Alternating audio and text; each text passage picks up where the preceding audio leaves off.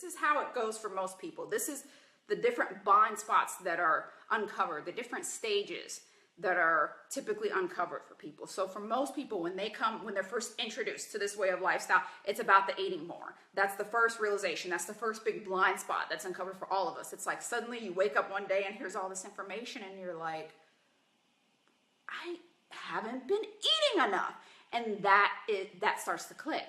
And even if you've heard it, like I say, some of these things you're gonna hear 100 times before they click for you. So maybe in the beginning, not maybe in the beginning, for most of us, in the beginning we ate less. Why? Because it worked. And it worked until it didn't work anymore. And when it didn't, the light bulb went off. That first blind spot was uncovered that, okay, wow, I was not supposed to be eating that little amount of food for XYZ that I was doing, or, to get those results. And like that realization of like, wow, that quick fix wasn't so quick. And you realize that you need to eat more. So that's usually the first blind spot that's uncovered for us. Then it comes to like, okay, I have to hit my calories consistently. So that's something that starts up next. You realize that you need to eat more, and then you start trying to eat more, and it's kind of hard at first. And it just seems like no matter what you try, you're like, I'm not that hungry, or, you don't really want to like track it. You're like, I can't eat all this food. So consistently eating more gets hard, whether it's because it's too much food or whether because you eat a lot of food one day and then the next day you're like really bloated because you ate a lot of food the day before. So then you're like, I need to cut my calories. And so that keeping your eating at a higher rate and eating a lot more consistently is hard for most of us. Because that natural, like you start getting that itch and you're like, I don't know, there's just something about this. I don't think I can do it. I think I'm eating too much. And you start talking yourself out of it and you go through that. And there's like this roller coaster that you go on. You learn you need to eat more, but it's hard to accept. So you're trying to do it, but then you talk yourself out of it. And you try to do it, and you talk yourself out of it. And that is a roller coaster that we go on for a while until you get to the point where you can eat the amount that you're supposed to be eating consistently. Then you kind of get stuck there. But for those of us who do finally get there, for those of us who do make it through the reset, we get our calories up to maintenance, we get to the point where, okay, we're good. I'm eating more, and I want to eat more, and I'm hungry enough to eat more, and my body's telling me that it's not enough food, and you finally get to that point where you're eating enough, and you're eating more consistently, and you start kind of like, okay, so I'm eating more, now what? And you start paying attention a little bit more to some of the things that we're talking about, which typically leads into macros. So even though in the beginning you may have heard about the macros and you're like, that's just too much. Or maybe you tried, but you realize like, okay, I can't eat more and hit my macros. Like I can't figure out how to do this. So then you just focus on eating more, getting those calories up. When you get to the point where you get the calories up, you start zeroing in, and now you start actually hearing the macronutrient talk. You start hearing us when we're talking about protein and fiber and stuff like that. And it's not that we didn't talk about it in the beginning, it's just that it didn't matter to you yet. Because the first two light bulbs had to go off before the third one could. You had to first realize that you needed, why you had that need to eat more. And then you had to get to the point where you ate more consistently, because you couldn't even really, like, how in the world can I go from eating 60 grams of protein a day to eating 150 grams of protein a day when I can't even eat more than 1,500 calories? That's why that blind spot is built, because you're still in that mode. You're still trying to get enough. But once you get more, then you start realizing like, oh, okay, I do have to actually pay attention to these macros, because that's what happens for most of us when we're just trying to get in the calories come at whatever rate. It's like whatever I can get in to get those calories up, fat, carbs, who cares? I got in my calories for the day.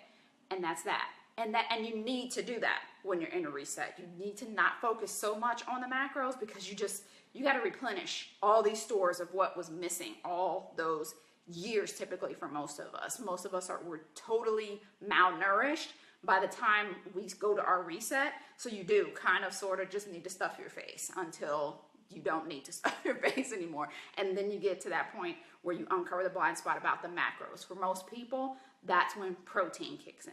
Blind spot uncovered. Wow, I need more protein. I recently just went through that point even myself. So like I say, this isn't necessarily the order that it goes through for everybody, but this is a very general order. So you get to that point where you start noticing that you need more protein. You guys who have been with Eat More to Weigh Less for more than a year, you saw me just hit this realization within the past year. It's when I started going hard about protein. It's when we created the 7-day protein challenge. It's when we put out 30-day protein challenge calendars. It's when we started doing all these like challenges and really talking about protein, because that for me came later in the game than a lot of the other stuff. It was something that I knew it was a blind spot, but I wasn't ready. I wasn't ready to do it yet. So I'm like, I'm going to do everything else possible before I have to jump into this protein thing, because I want to see if I can do it without having to eat that much protein, because I'm just not a protein kind of girl. I love my carbs and that's just what I eat. So for me, that was something that I held off on until that blind spot was finally uncovered, and I realized, oh, that's what it is. That's what I need to be doing. So when I did that, of course, like I do with everything, I came back and told you guys all about it and started harping on everybody about it. And again, only those who were in that phase with me, blind spot was uncovered. Not everybody. So that's something that you have to consider. Typically, protein is realized first and then fiber. Happens different for everyone, but those are the things, because people start zeroing on protein a lot of times, then they start over focusing on carbs. And they're like, but I need to lower my carbs. And that's when we start letting them know, just make sure that your carbs have enough fiber. You know what I mean? And we try to make sure that you're eating, you know, the carbs that count. And then whatever's left over, eat whatever carbs you want, because I'm never going to tell people to not eat carbs, because that would just be hypocritical of me. So for most people, that's the way that goes. They start paying attention to macronutrients. They hit the protein. Once they got that down, then it's like, you know, okay, things are going really good. I was hitting my protein consistently, really seeing some results. And then usually it's like, but I don't get it. Or why am I still, you know, kind of bloated? Or, you know what I mean? And there's just something that's missing. And then a lot of times those are running on the fiber. Different for everyone. But again, those are some of the stages. And they go in different order for everyone. But this is the general order that people find them in. So first they discover that they need to eat more, and they need to eat more consistently. They need to hit their calories consistently. And then once they get to the point where they're eating more consistently, they kind of relax in that. They discover that, oh, macros, they do matter. It's not just about the calories, but it's about how I'm proportioning my calories. And so then they start focusing more on the macros, the protein and the fiber and things like that. The next thing that kind of comes for a lot of people, even though most people do learn this early on, and this is where for me this was a little flipped, because I was doing this a lot sooner than I was eating my protein, and that's lifting. Then it starts to hit them, because like I say, at first, you know, whatever workout to do, if you just, when you first start out, if you go from not working out at all to working out, then it really doesn't matter what workout you do, like for at least the whole like first year. It really doesn't matter. Like you get newbie gains, which means that essentially you can do the craziest nonsense and it will still work. Like literally, you can just like go and make up a workout with your kids, or you can play at the park with your kids, or you can walk up and down your driveway 12 times a day, or whatever. You can do anything random, any random Pinterest workout, any random YouTube workout, and see results. But there comes a point in time where that's not happening anymore. And the first blind spot that's uncovered for a lot of people when they hit that, I don't get it, I'm working out all the time and nothing's happening, usually they start, their mind is open to the fact that, oh, all of my workouts are cardio based. I'm running, I'm doing exercise classes, I'm, you know, or maybe they were only doing like yoga or something like that, which was excellent in the first place. But after a while, it just starts to hit you like, oh, I have to lift as well. So But all of these things, remember, if you tried to take them all on at once in the beginning, you wouldn't be able to keep them all up. That is the diet mentality. The diet mentality has taught us, okay, I'm starting my diet, and so give me my list of rules, and I will follow them to a T until something happens where I can't follow one of them, and I will probably ditch all of them. That's what the diet mentality taught us, to take on a bunch of behaviors that aren't necessarily sustainable, but it makes us feel like we are in total control. I've changed every aspect and I am seeing results. Until you don't see results anymore, because that's not how change works. Change doesn't work all at once. It works one at a time. So for most people, like I said, first it's eating more, lifting or hitting your calories consistently. Then it's your macros, it's your protein, it's your fiber, and you're like, oh, okay, that clicked. Then it's about lifting. They realized, so all that time when they were talking about lifting, I guess I kind of really do have to do that. And you take up lifting. And so maybe you start incorporating lifting and you start taking more lifting-based classes at your gym. Or, you start doing DVDs that have dumbbells and things like that. And so you realize, okay, I need to lift. And you incorporate lifting. And you start noticing the results of that. But then again, after a while, the next blind spot is uncovered that you need to lift heavier than you are already. Because maybe when you started out, you weren't lifting at all. So any lifting added to the benefits of lifting. You got the BMR benefits, you got the metabolic benefits, you got, the heart rate, even though it wasn't maybe super high, you still got benefits that actually helped in the beginning. But then you have to lift heavier.